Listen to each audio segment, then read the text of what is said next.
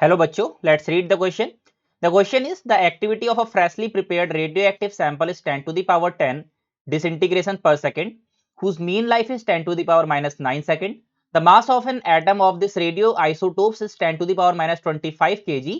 The mass in milligram of the radioactive sample is.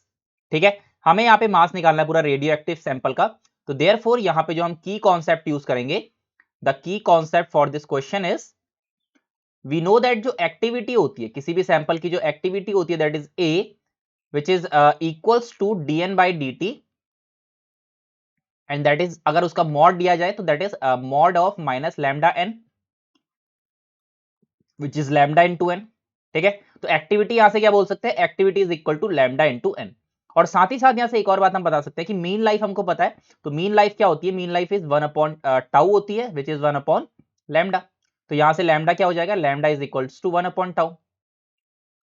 Okay, अब यहां पे हमको इतनी सारी बातें दे रखी हैं तो हम यहां से निकाल सकते हैं.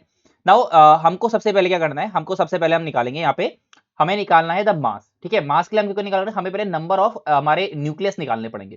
तो नंबर ऑफ न्यूक्लियस कहां से निकलेंगे, इस वाले फॉर्मूला से निकलेंगे. So therefore we know that activity is equals to lambda into n. And here हमको एक्टिविटी दे रखी है 10 टू द पावर 10 और हमारे पास लैम्डा की वैल्यू है 1 अपॉन टाउ है हमारे पास 10 to the power minus 9 which is multiplied by n. तो therefore we can say that यहां से जो n आ जाएगा, n is equals to हमारा यहां से जो हमारा n आएगा, बेसिकली इसको जब हम सॉल्व करेंगे तो इधर से अपना आ जाएगा.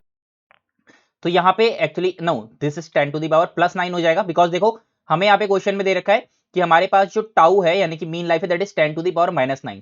तो हमारे पास क्या है, हमारा जो लैम्डा होता है that is reciprocal of 10 to the power minus 9. तो 10 टू दी पावर माइनस 9 का रेसिप्रोकल क्या हो जाएगा, 10 टू दी पावर 9. तो देयरफॉर यहाँ से जो हमारा n आ जाएगा, n is equal to 10 to the power 10 multiplied by 10 to the power 9. और जब इन दोनों को मल्टीप्लाई करेंगे तो कितना आ जाएगा, 10 टू दी पावर 19. तो यहाँ से ये आ गई हमारे पास n की वैल्यू. अब now what we want to find, अब हमको ये पता चल गया कि नंबर ऑफ न्यूक्लियस कितना है. नंबर ऑफ न्यूक्लियस है 10 टू द पावर 19, जिसमें से जो एक एटम का जो हमारे पास है, देखो the mass of the one radio isotopes that is 10 to the power minus 25 kg.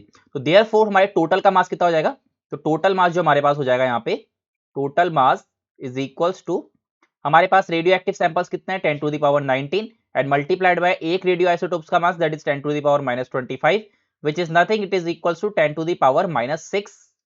ठीक है, now but we want to find the answer in the milligram. तो मिलीग्राम में आंसर क्या हो जाएगा, 1 मिलीग्राम. ओके, तो the correct answer for this question is 1 mg. तो the correct answer 1 mg.